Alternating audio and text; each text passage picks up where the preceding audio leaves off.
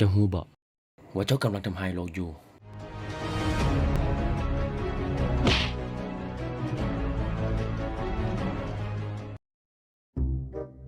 การทิ่มขี้เหงื่อสาดทราย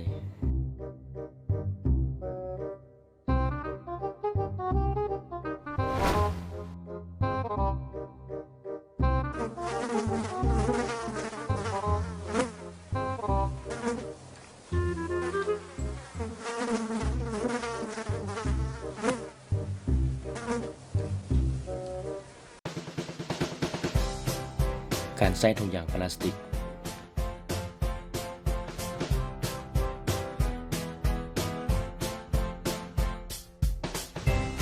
การจูดขี้เหงื่อ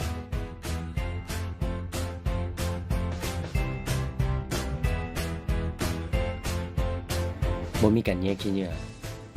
และยังทิ่มอยู่บ่อนสาธารณะ